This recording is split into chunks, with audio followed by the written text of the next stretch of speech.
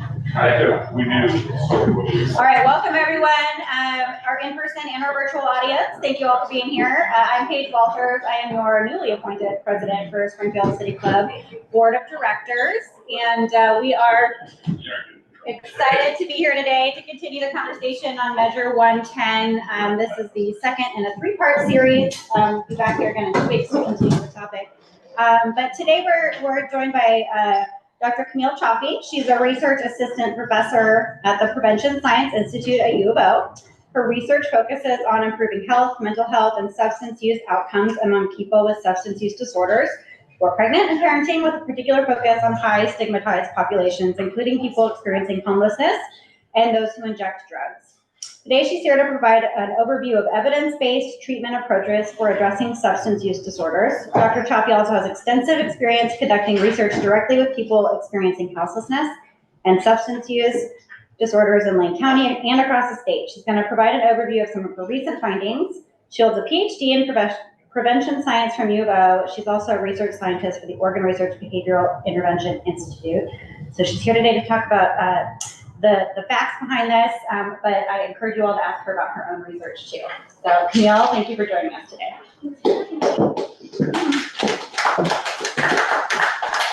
Thanks for having me, and it's really fun to be here because I grew up in Springfield, and so it's just nice to be home. My mom still lives in the community, and my dad is a business owner in the community, so really grateful to be here. And like Paige said, I'll mostly be talking about just the evidence-based sort of broadly. If you want to ask about my own research locally, I'd love to talk about that too, but just wanted to make sure to get you the facts of what we know, what works for substance use disorder treatment, and at the intersection of houselessness as well, since it's an issue that we're sort of talking about in our communities a lot and trying to understand what's the best path forward. And my job, I see as a researcher, as a federally funded researcher, is never to advocate or lobby. It's just to present people with the facts so that they can make their own informed decisions about what the next best steps are. So if I can make sure the clicker works. So first I just wanted to start by saying recovery is possible. And we know this because 1 in 10 adults in the United States report experiencing a substance use disorder sometimes in their lifetime. But of those, 3 in 4 individuals report being in recovery actually. And so we have a lot of people, even among us, who are in recovery from substance use disorders. It's possible some people need intensive treatment, long-term treatment, and some people resolve their substance use disorder on their own. And what on your own means really differs depending on different people. Some people that means 12-step programs, sometimes that means just stopping and having family supports or whatever it is. But I just want to start with that framing. We know that there's a lot of hope in recovery and that we can support our community members in achieving recovery. You go to the next one. Yeah. I'm doing the wrong way. Perfect. Okay. So in terms of what works for substance use disorder treatment, we're talking about opioid use, so a lot of people have probably heard about fentanyl. Fentanyl is kind of the big deal right now. Xylazine on top of fentanyl is a double threat because we know it makes overdose more likely, which is scary. It's a horse tranquilizer that's being added, so it's an additional adulteration to our substances in our communities. Fentanyl was started to sort of become more and more prevalent in our area after moving sort of from east to west. And we're seeing it just contributing to really high rates of overdose in our communities. So even people who really aren't intending to use fentanyl, who are maybe people who are just looking to use a pressed pill, thinking that they're trying to use ecstasy, which is really dangerous, especially for youth. It might be adulterated with fentanyl, and you only really need a small amount to cause an overdose, especially if you've never had it before. Even people who just really want to use stimulants, methamphetamine, have a hard time just finding pure methamphetamine and are using fentanyl accidentally. Related to opioid use disorder, including fentanyl use, we know that medication for opioid use disorder is the gold standard of treatment. So making sure that people have access to either a full agonist like methadone or a partial agonist like buprenorphine. Some people know that as Suboxone. So we have places like methadone clinics that provide daily dosing. We have Springfield Treatment Center in Springfield that does that. integrating those into correction settings is also a really big priority. Most corrections facilities across the United States do not offer medication for opioid use disorder, and so gathering more access to those medications is life-saving, and especially upon discharge of corrections too, being able to utilize medication. We know that it can result in 14 to 33% fewer positive drug tests over time, which is a really big number for people with opioid use disorder, and 1.8 to 4.4 times more likely to stay in treatment than control. So if you're talking about having behavioral therapy in addition to medication therapy, you're going to increase their likelihood of completing treatment by providing medication for opioid use disorder.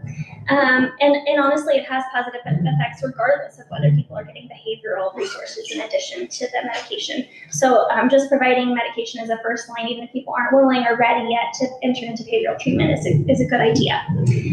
It's also really important to give a high enough dose for it to be effective, especially with fentanyl. That's just sort of a side note. Contingency management is another really effective strategy that's really under-implemented. Medication for opioid use disorder has become a lot more common in our community, which is great. We have some new treatment providers even in the area. Ideal Option has been around for a long time, but they're in our area now. HIV Alliance is now offering medication for opioid use disorder. The contingency management is providing small and financial incentives to promote people from stopping using drugs. Most of the time, we've seen it be really effective for stimulant use disorder. So we know it's actually twice as effective as psychosocial treatments like cognitive behavioral therapy for treating stimulant use disorder like methamphetamine. So, and the sooner you can see effects, the more likely you are to have positive outcomes. So if you're giving somebody a high incentive to get them engaged in the program and then helping them maintain that, cessation of their substance use, then we see really good long-term outcomes for those people. But it does need to be, so like I said here, the larger reward, the greater the benefit. And the fact that it's effective for stimulant use disorder is a really big deal because there's no other FDA-approved medication to treat stimulant use disorder like we have for opioid use disorder, and they can be really effective combined for people who are using both opioids and stimulants. Cognitive behavioral therapy is sort of a gold standard treatment just across the board for a lot of mental health conditions, including substance use disorder.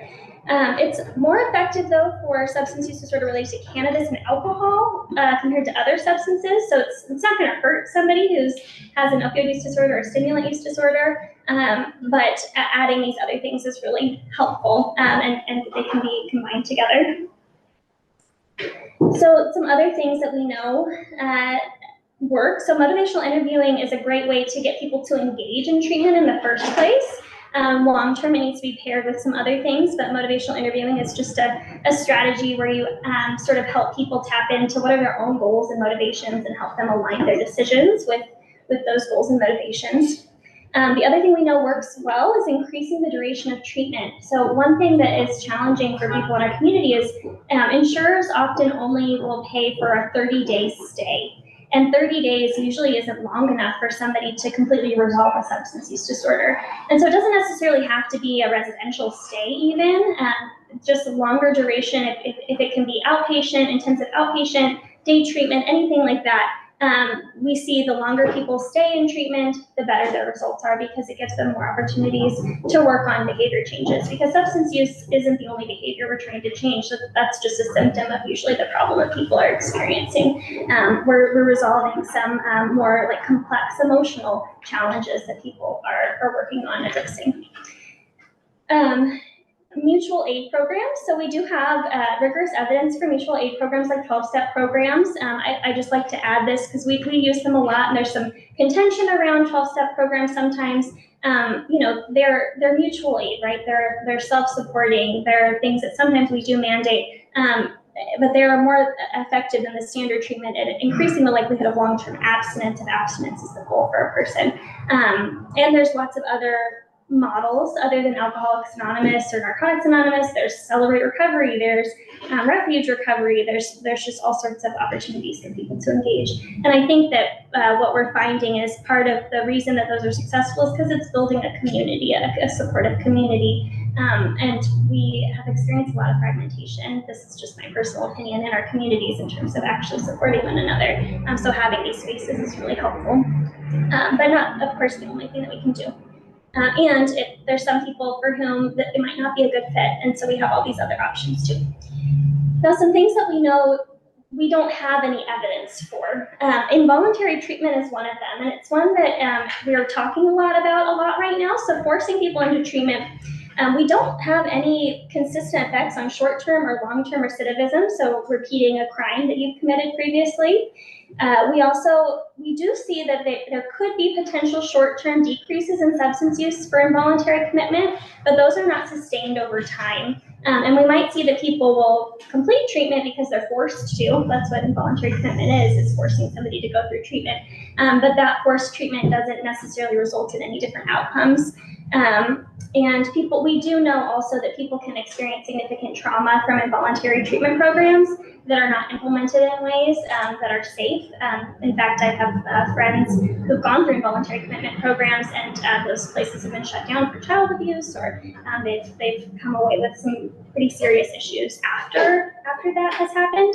And so it's a really complex issue, but it's one we keep sort of bringing up. And I was talking to somebody this morning about sort of pendulum swings in our shifts and what we think is going to be effective. And we've done involuntary commitment in our state, and we've got rid of a lot of involuntary commitment that was happening for mental health. And so that's just something we really don't have good evidence for. And there's a study in Massachusetts I found recently finding that people who were involuntarily committed actually had much worse outcomes in their state. But one caveat is that their state wasn't implementing a lot of these effective treatments within correction settings. And so if we were going to do that, we would need to make sure that we're doing things like medication for opioid use disorder and contingency management within those settings.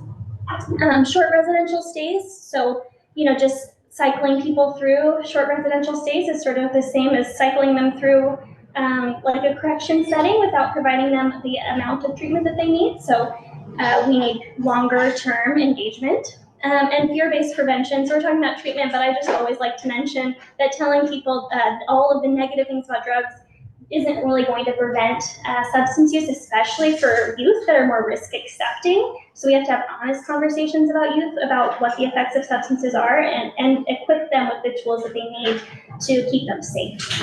And also express that there are consequences from substance use, but not showing them an egg of what their brain will look like on drugs. So that we know that doesn't work. For those of you who understand that we're on drugs reference. So peer support services are also something that we are finding more and more evidence is effective. So there's an article out there, and the quote from that article is someone who's been there, lived it, seen it. And I think that that's a really powerful statement.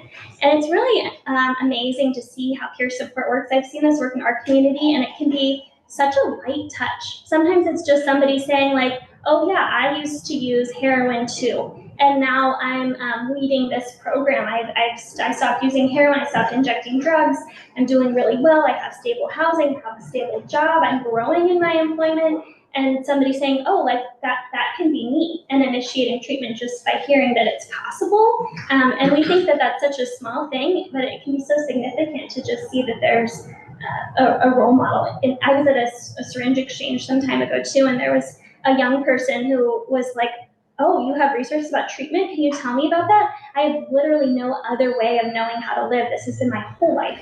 And it was just knowing that you could do something differently. And I think that that's true for a lot of people. We know that peer support services can reduce hospital admission rates because they're helping folks navigate their medical care. It can increase social support and social functioning because you're helping people manage their emotions and interpersonal relationships and problem-solving new ways to do things. It can help decrease their substance use and depression by helping them navigate mental health services or just being somebody who's there to listen. And increase self-esteem, confidence, and hope. Peer support services are really tricky in our state because in order to bill for peer support services, you actually have to have been prescribed them by a mental health professional. And that's really tricky with people with substance use disorders because sometimes the peers are the ones going out into the street finding people with substance use disorders and bringing them to treatment. So they're not able to bill for that time. Instead, the mental health professional has to have them in their office first and then say, well, I think you'd also benefit from this peer support. And it usually just kind of happens the other way around. Same thing with community health navigators. Those have to be prescribed through a medical professional. and those things can't be they can't really cross over. So a medical professional right now can't prescribe the peer support and have it billed for in their office.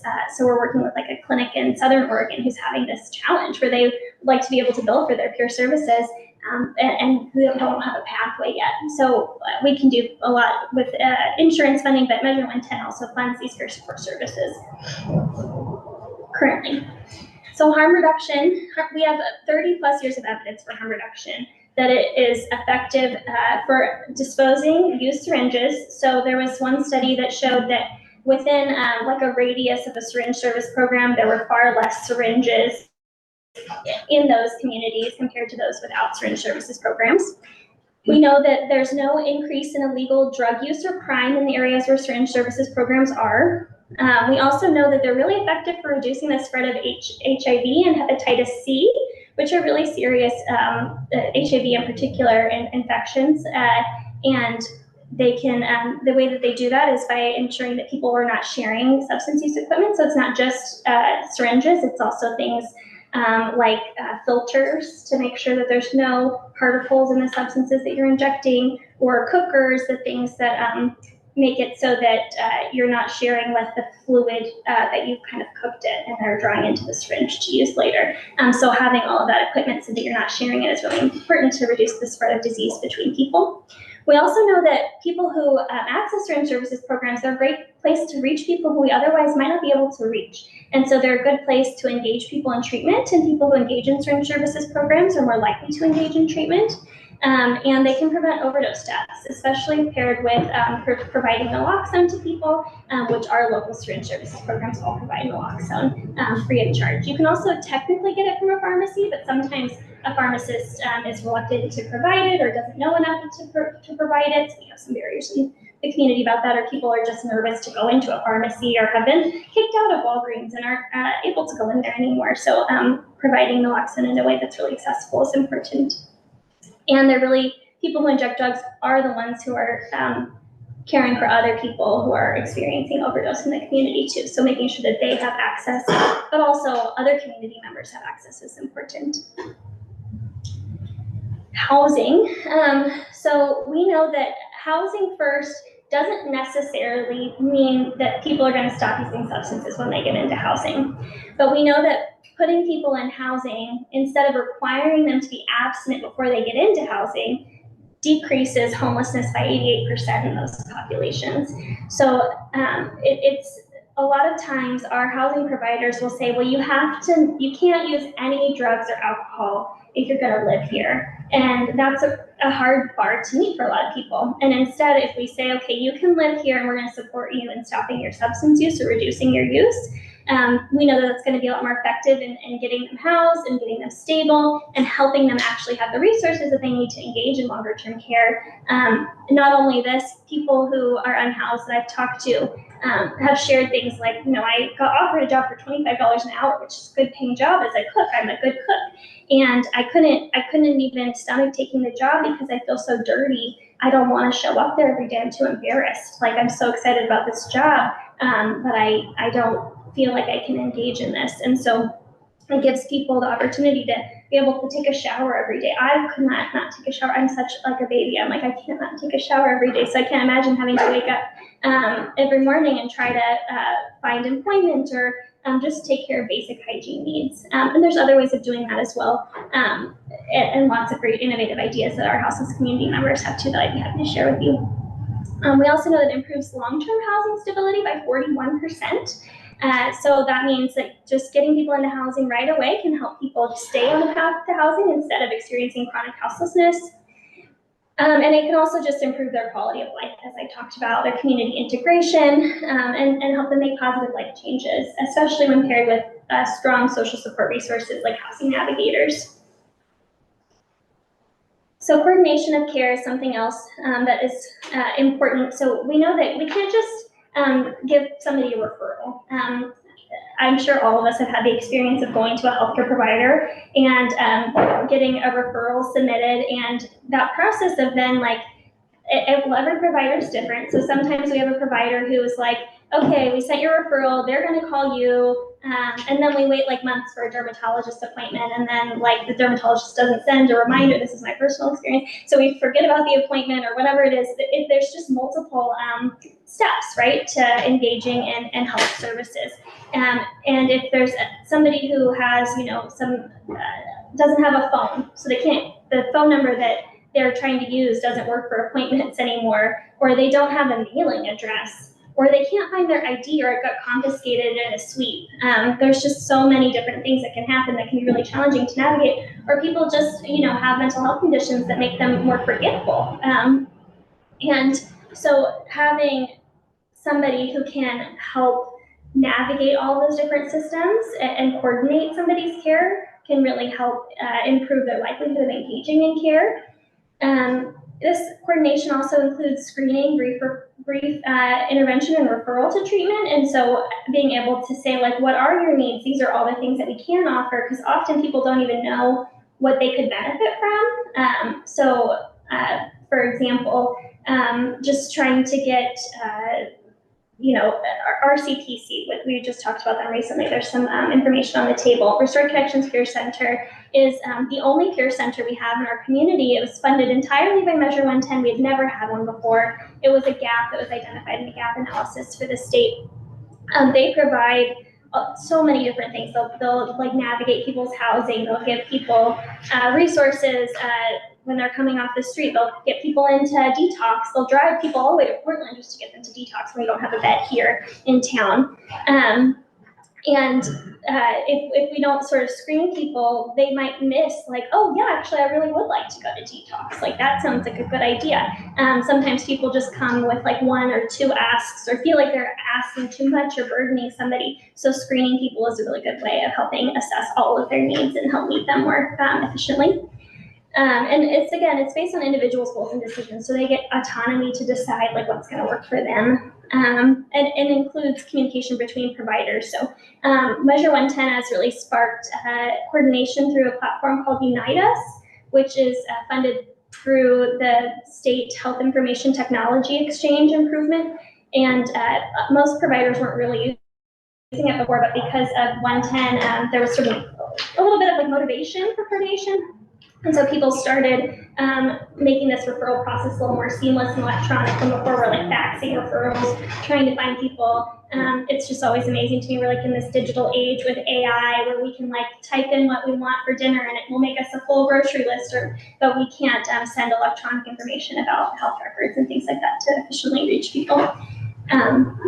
So just a brief note about Measure 110. So we know that Measure 110 currently funds all of these evidence-based services across the state and Lane County.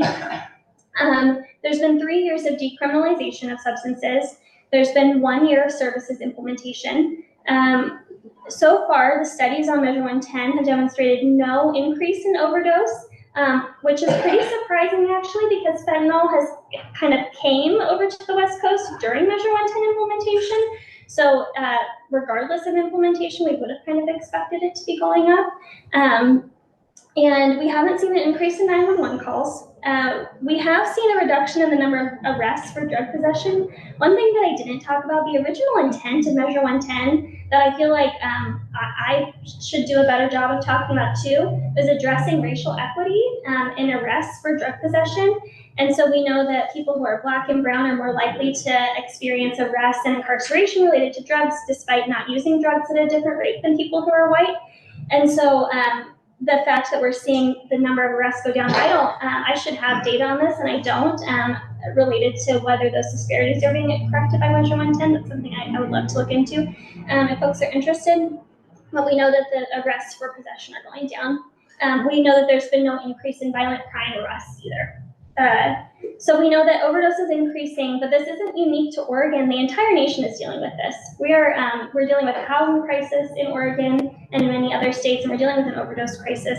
We have evidence-based tools. We need to implement them more. And there's probably other innovative solutions out there that I haven't thought of. But I think the biggest takeaway is that we should resist the urge to move backwards in some of our strategies that we know are not effective.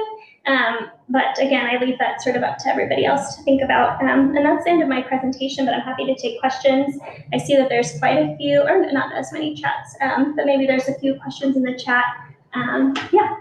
Hi, Camille. Thanks for being here today. I appreciate the presentation. Absolutely. You mentioned just a couple seconds ago, you mentioned, I'm not sure if I heard you correctly. You said that the rate of use since Measure 110 has been instated has not increased. Use and the use of, well, I don't know about use.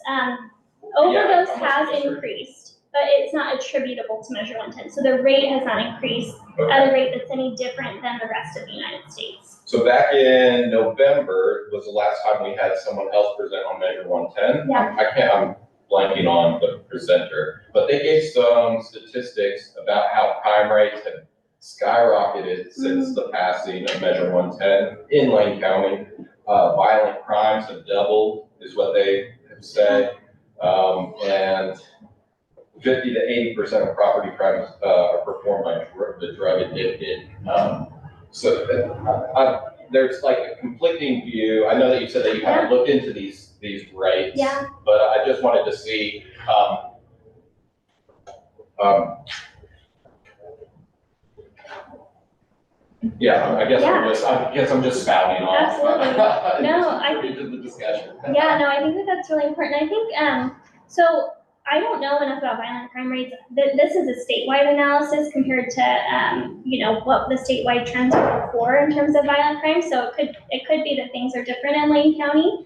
I can't think of like a reason for that off the top of my head that I could gather from the evidence, and I trust that law enforcement is doing their data analysis correctly on their They were data. also very adamant about trying to put together a plan for involuntary treatment. Yeah. So I know that you are kind of against that. They're saying that voluntary treatment isn't working. Can you speak to why voluntary treatment isn't working in Lane County? Yeah, and I don't know. I don't have any evidence that involuntary treatment isn't working. I think that the idea that involuntary treatment will work better, we really have no evidence to support that would be the case.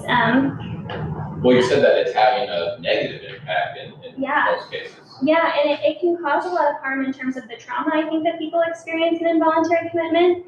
I was talking to some litigators this morning who have worked with people who've experienced harms when they've been involuntarily committed. And it can vary. There's some people who can have good experiences. I'm sure, just like anything, there's variance. But when you're forcing people against their will into treatment, there's some really scary things that can happen behind those closed doors. So I think that that's sort of a challenge related to property crimes. I mean, I'm not going to sugarcoat that substance use and property crimes, there's certainly a link there. Like that is an income generating activity. When you are suffering from a chronic disease like substance use disorder, you need to generate income to support that. And people are then barred from income generating activities that are legal. And that's challenging because we have drug-free workplace laws. And I'm not saying people should come high on heroin to work by any means.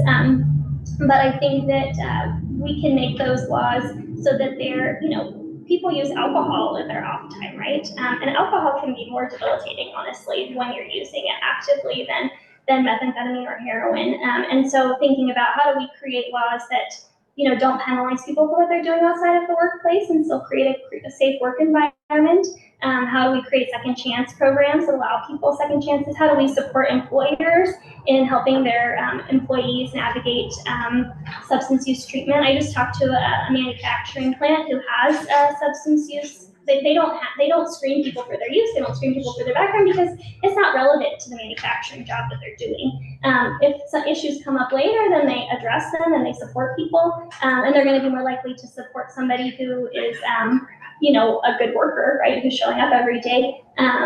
But so we have to also couple these things with economic opportunities for individuals, and think about the ways that we're introducing barriers for them, and also see that they're human and that they're going to mess up, but we can support them and they can change. People are capable of changing, right? But I would like to look more into the violent crime piece because that's new to me. Yeah, thank you.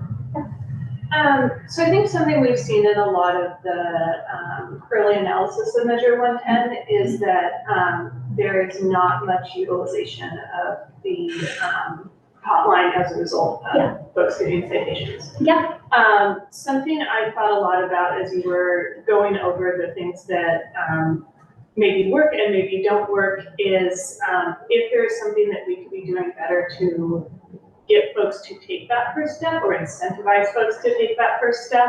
And then I'm also sort of interested in understanding, and this might be a better offline conversation, but in the piece sort of a involuntary treatment, it seems like there's a pretty wide spectrum of different levels of what that could be, right? I hear you referencing a lot of voluntary commitment, which, you know, Absolutely, is it's very different. perhaps different than something that incentivizes somebody to just engage with something. Yeah. So I'm kind of interested in understanding what that range of options are. Yeah, I love the idea of incentivizing people, and I think that that's actually a conversation happening at the state level.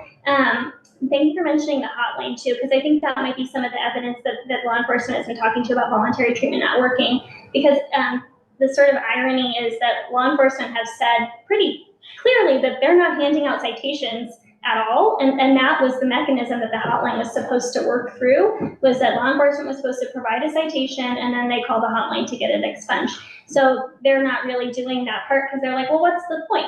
Which is fine. It would help people call the hotline. But the hotline that we have currently is, we have multiple hotlines. There's a statewide hotline through Lines for Life, which is fine. They can kind of get people connected back to Lane County. We actually have 3 different hotlines that are talking about merging them into one hotline through the 3 different burns in Lane County as well. Those hotlines they're being utilized, but that's not usually the primary way people are entering into that door. Our peer support specialists, like Restored Connections Peer Center, they're really good at getting people in the door of treatment, like I talked about. They started, it's amazing to me. They got funded last fall, and they opened their doors like within a few months. And they've served like 500 people in our community since then. And so, and not all of those people are engaging in treatment. Some of them are engaging in low barrier housing or medication, or, you know, like all sorts of different things. But I don't think that idea that it's not working is true. They're just going in through other avenues. If we want to increase the hotline avenue, which is not a bad one either, we have to be advertising the hotline more. One thing we don't do very well as sort of service providers or even researchers is advertise. We're not business people. Some people are, but advertising is something that we can do a lot better from a public health perspective, I think, to say like, how do we get people knowledgeable about that this exists. Related to incentives for treatment, we have lots of good evidence around contingency management. The National Institute on Drug Abuse talks about contingency management as a really key strategy for improving outcomes for people with substance use disorders. So, and I use contingency management in this community to promote COVID testing. We got some federal grants to do COVID testing work. I know that there's mixed political feelings around COVID as well, but people were highly incentivized to participate in regular COVID testing by just getting a $10 incentive, which is an investment to do that at the level we were testing, but it worked for a lot of people to engage in that health behavior. There's a program, pilot in Southern Oregon, where they're giving people incentives to work with a service provider to create a screening. These are parents with substance use, well, parents broadly who have needs during the pregnancy time period, but some of them are parents with substance use disorders.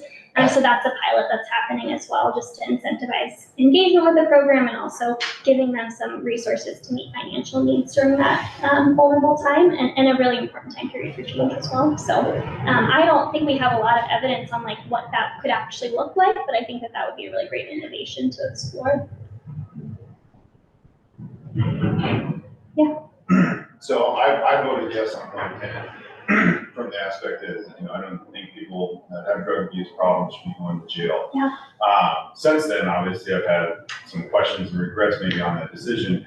And one of the things I've noticed just on a personal level is, prior to it, I just didn't see people actively using on the street. Yeah. And now that I see that in Portland, Seattle, Eugene, the point where my son is even desensitized to it, and it just seems like people are almost looking past some of the people.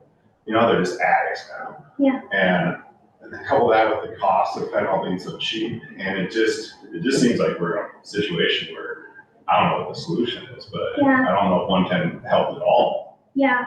I think that the public visibility of substance use, it's interesting that it could be sort of this idea with law enforcement being like, well, there's nothing, we don't feel like there's anything we can do. I think that the way that law enforcement views itself could change from that perspective, perhaps, but law enforcement's job is also public safety. And so where is that line of public safety? And it's enforcing the law. But they're also the ones on the street. We have public workers who are out all the time too. We have opportunities to engage people who are living outside. And the other thing that I think we're at a really tricky time because we're in this pendulum swing where we want to like make things more strict again. And we have tons of evidence that punitive policies actually just cause more health consequences and more harm because people just don't seek care. But when the pendulum was sort of swinging the other way, what I was glad to see was we were talking about overdose prevention centers. And overdose prevention centers are just like, it's like a bar. It's a safe place to use substances where you have supervision, and more supervised and more structured, honestly, than a bar ever is. But it's a space where if somebody is overdosing, they're using it in a space that's out of the public visibility. And people can immediately respond and reverse overdose even without needing to call the paramedics. Sometimes they just provide oxygen, naloxone, and can help people be safe from that perspective. So I think that that's one strategy. There was in Utah, they were having this huge problem. They were having a lot of people who are unhoused in one space. So they just built housing in that space, and that solved the problem of visible houselessness. Probably also solved the problem of visible substance use as well. So I think creating spaces where people can do those things and be safe and it not be in the public eye, but also creating more sort of jobs for people to intervene on the street. So whether that's law enforcement or more funding for Cahoots. We have Cahoots in our community, most people are probably familiar with. It's received a lot of national attention, but they have funding challenges sustaining Cahoots. And so if we're talking about crisis de-escalation and calling people and who's gonna help, those are the resources we probably should be investing in. But yeah, and I think that visible use has been something that we have heard the community talking a lot about. Yeah. We have a question from Facebook. How were some of the evidence-based treatment options funded prior to Measure 110 being adopted? Yeah, so that's a good question. So we've had like methadone clinics and buprenorphine. Those are things that are covered by Medicaid, but sometimes people who are uninsured or underinsured have difficulty accessing them. So people could still access those services, but they might not be able to pay for it if they don't have insurance or don't have sufficient insurance to access them. So Measure 110 supplements things that are not covered by insurance. Peer support services existed in our community, but it was sort of like applying for a grant here, a grant there to get funding. We do have one peer program, Crime Plus Peer, so it's state funded. That provides some peer support services, but not the amount that we have been using in our community since 110. So peer support services were sort of just scraping together funds. Daisy Chain is another really great example in our community. They provide peer support services to people who are experiencing pregnancy and postpartum and are unhoused, and they're funded by Measure 110. They had like a couple of doulas and were having trouble sustaining them until they got 110 funding, and now they have like 6 or 7 doulas, and they're all utilized. They have a wait list, and sometimes we don't even think that there's that many pregnant people in our community who are struggling with houselessness, and there are. It was funded in some ways by insurance, in some ways by piecemeal grant funding, and never really sufficiently fully funded. And there's still gaps. I'm not going to pretend like we don't have some gaps. Residential treatment, building more beds is really expensive, and you have to build enough beds in order to make it a sustainable business model. And if there's not enough funding to like have that infrastructure capital gain and build enough beds to establish a new center, then you just really can't do it. And so when the application went in for Measure 110, we had some pieces for residential beds, and because the funding was so sort of spread out, it wasn't something that was funded, but and harm reduction services were the same way. They were just sort of sporadically funded by grants from the federal government, some state grants, and the Measure 110 has made it more sustainable and accessible for people to access those programs. Other than, it seems like Measure 110, and I voted for it too, kind of the same reason that you were talking about there. It just seems like a lot of life was being disrupted Yeah. you know, for the rest of their life. But it seems like it came out underfunded, or the funding was really slow to come along. I don't think it's caught up yet. But other than kind of getting the funding up for some of these programs, what other things do you see tinkering with Measure 110 that would kind of deal with some of the other problems we're seeing, like public use? Yeah, well, I keep saying I'm not going to talk about this. Overdose prevention centers I think are really important, and we have evidence coming from New York. We have lots of evidence from Vancouver, BC, which is not too far from us, that they're really effective, and they're more cost effective than just like having a syringe service program alone, because people are, you know, getting unused syringes and then they're using their substances, right? And so if we can just provide a more enclosed, safe space for people to use where they're supervised, it has to be operational often enough, though. Like, you know, people who are addicted to their substance of choice use that substance often, right? And so it can't just be like an hour every day or something like that. It has to be more frequently more than that. So I think that that's one potential strategy. I think that, you know, Measure 110 was really designed to increase community capacity in order to respond. And I think more capacity for street-based outreach would be really helpful. But those are the things that I can think of off the top of my head that would be useful. I think the other piece is our service providers are so scared that they finally got something that they feel really good about, and they're like refining it, because it takes a long time to implement a program. There's this statistic that it takes 17 years for an evidence-based program to be developed and get into practice, which is a really long time. And so they're feeling like, okay, we are implementing, and that's not true for this, because they have evidence-based practice, they already have established programs, it won't take them that long, but they're finally feeling like they have their footing, and now they're worried that it's just gonna like go away. And that's kind of the chronic cycle that we have for service providers is, oh great, we have this awesome new program, and now it might go away because we're losing our funding. And so I think also just giving some time to service providers. I think if we can create more revenue for housing generation, like, I don't know that that should be Measure 110, but we need more housing so badly. It's just so desperate.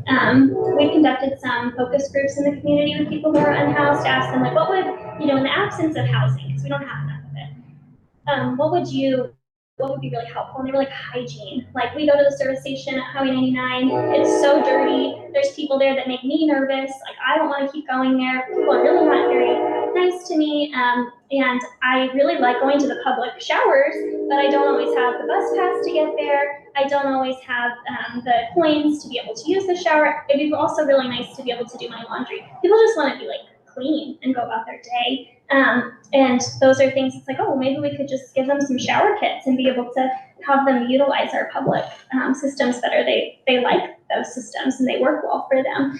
They feel safe there, and they're able to have the space that they need to feel like they can function.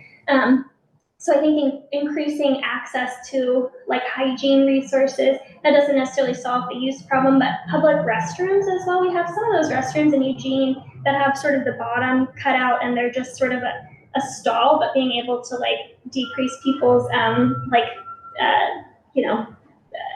going to the bathroom outside, being able to have a syringe disposal box in there that people can't tamper with, those types of things could help too. Yeah. Kind of just to piggyback off that last question, do you know if there are any, well, so with anytime you have a challenge and you present a solution to that challenge, new challenges will pop up. Yeah. So are there any active conversations or discussions going on to address the new issues that have popped out as a result of this? Which I do believe there are a lot of good things that have come from Measure 10. There are also new, really big challenges that have come from it as well. Yeah, I think these are the conversations, like these legislative conversations about what we do next. And I think that that's such a good question, because I love the framing of it too, because it asks sort of like, we have this new challenge, there's some good things that have happened, and now how do we address them in a way that's consistent with the values that were articulated in this measure in the first place? And again, it's not my job to advocate for certain things, so some of these are just my opinions and not like evidence-based ideas, because we are sort of in a space in Oregon where we're trying something new, because what we've seen, and in Oregon, I think we should applaud our state. We have some of the most supportive laws for pregnant people with substance use disorders. And because of that, we have more people who engage in treatment during pregnancy. We also have more access to medication for opioid use disorder than some of the other states have, because we had Medicaid expansion earlier than other states. So we see way more pregnant people, for example, who are getting access to buprenorphine and methadone, which is the evidence-based gold standard during pregnancy as well. So we have this non-punitive approach, and we legalized cannabis a long time ago. We have new challenges associated with cannabis legalization as well, which is a whole nother topic, but also like how Measure 110 is funded, right? So I don't know like exactly the conversations at the legislative level. I'm not necessarily part of those, but I know that there's a lot of people who are interested in tinkering with the law, as you said, like in trying to make it so that we're addressing all of these challenges together while also not causing additional harm. So that's not a very good answer, but that's all I know right now. Okay. Yeah. This morning I heard a provider use the phrase window of change, Yeah. which is the time when somebody makes a decision to go into treatment. And that can come voluntarily. And one of the proposals is for like, I think it's either 48 or 72 hour stay in jail. And I've heard the sheriff argue that that would provide the jail facilities to be able to deal with people that are going through that window of change. Yeah. And get them into care. That won't happen if they're not brought into the jail for 72 hours. Yeah. Has there been any research, or do you have any comment on whether that's a legitimate argument or not? Yeah, so I did some digging into this because I've heard this argument before, and what I found in the literature is that misdemeanors are not effective for producing behavior change. Felonies are. I'm absolutely not arguing that we should make small possession a felony charge, but what I'm saying is having these like minor consequences.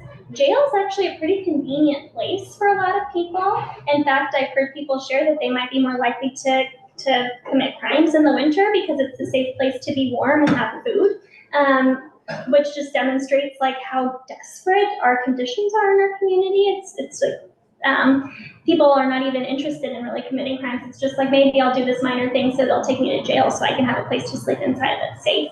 And most people feel safer in jail than they do outside. I don't know that that's a window of change. I think for some people, a misdemeanor can change behavior, but that's just what we know from the literature is that as a population level, we don't see a lot of, and I know you're talking about a 72-hour hold, but jails for some people who are used to being in jail often is just a place to rest up. Off of that, I guess, so I certainly understand the idea that perhaps 72 hours in jail is not a sufficient consequence to get somebody to choose to change their behavior. The way that idea has been framed to me is more to give somebody an opportunity of 72 hours that they are not engaging in substance use. Yeah. And therefore might be able to then, from there, make the decision that rather than returning to substance use, they may want to seek treatment. Yeah. Is there, sort of taking that criminal charge piece out of it, is there data that suggests somebody having a break of that length might make them likely to choose to want to make a change in their life? Yeah, I think it depends on what that break looks like. 72 hours is really just not that long. There's some people who go 72 hours without using their substance of choice, and are just thinking about using that substance of choice. So I can't, and I'm not aware of any data that suggests that it would be effective, or that it wouldn't be. I think in terms of, what happens during that 72 hours, if somebody is forcibly detoxed, I think that they would have much worse outcomes after that 72-hour stay. So if we are looking at that and serious about implementing that, we would need to get somebody who is on opioids initiated on medication for opioid use disorder immediately. That's the goal. Whenever we have a touch point with a service provider, is getting them initiated on medication. because as soon as they leave that corrections facility after a detox, they're way more likely to overdose and die. And that's the sort of consequence of corrections involvement. We know people who experience corrections involvement have lower well-being overall. So it's sort of a question of like, where's the best place for that to happen? So it could work, but I don't have any evidence to suggest that it is a thing that would, Early in your presentation and then in response to a question, you said there was really no evidence to document the effect of involuntary commitment. I guess my question to test that is that before Measure 10, almost since time immemorial, the response to abuse of substances was involuntary commitment in jail. How can it be that there is no evidence one way or another on the effect of that? Well, and I should say that there have been studies, but they are inconclusive. So they either show no effect at all, or like maybe a slight lean either direction, but they're really small and they're going both directions. And they, in the short term, sometimes favor involuntary commitment. So like treatment completion, I mentioned before, we do see evidence that people who are forced to go to treatment complete it because there's a consequence. And then after that, it's pretty much the same outcomes. And we have some evidence leaning longer term outcomes that voluntary treatment is more effective. We have evidence in Massachusetts and their involuntary commitment that it produces negative outcomes for the people who have been involuntarily committed. We've had involuntary commitment for a long time in the United States, and we have a lot of states who've adopted it, but mostly for mental health, actually. Substance use has been sort of more spotty. And so if you look at an involuntary commitment laws, they're often we're talking about psychosis or things that you could potentially attribute to substance use, but there's sometimes even like substance use related loopholes. So they haven't been quite as present. Massachusetts has the most intensively implemented involuntary commitment laws. There's that saying, an ounce of prevention is worth a pound of cure. Yeah. How much of the dollars from 110 are going towards prevention in terms of education and outreach to students and young people? Very little. I think that's a great point, and we absolutely. I'm on a national committee to establish a blueprint for behavioral health prevention. We didn't talk a lot about prevention today through the National Academy of Sciences, and the big thing that they're talking about right now is how do we get these evidence-based programs implemented into practice for prevention? And most of our funding doesn't go to prevention. I mean, this is a national issue. And Measure 110, some of our providers, like our harm reduction providers, do education. I don't know that that's funded even by Measure 110. It wasn't one of the buckets that was even available for funding for Measure 110. So they fund those programs through piecemeal grants. But we'll do things, now like provide naloxone training to youth or provide information about, the consequences of substance use as well. We have some groups in our community that do that too, but Measure 110 has not really funded prevention activities. A question is like, where's the right place to draw those resources from too? And so we have all these things sort of stacked on Measure 110 and Measure 110 reform. And it's the question of how much can it fund? What's the biggest need? And then where do we need to implement other solutions as well? But I think prevention is something we need really dedicated resources for. And youth just can't be told anymore that don't do drugs, because the reality is, just like youth have sex, they do drugs, right? Not all youth, and we can, having conversations with youth about substance use prevents them from using substances. So if you're a parent, that's the best thing you can do, is just talk to your kids about substance use and keep them, informed and safe. But also we need to be clear that the reality with a lot of substances now is that using a substance one time could result in an overdose. So what do you do in that scenario? You call 911, you deliver rescue breaths, you give somebody naloxone. Those are things we never want our youth to have to do, but we want them to be aware and have the knowledge and hope that they're not doing it, but are at least in the place where if they know somebody who is, they can help save their life. Yeah. So we've had a lot of a lot of our programs have been on Measure 110 or have Measure 110 has been brought up. And when Floyd Krasansky was here, he mentioned that Portugal legalized narcotics 19 years ago. Have you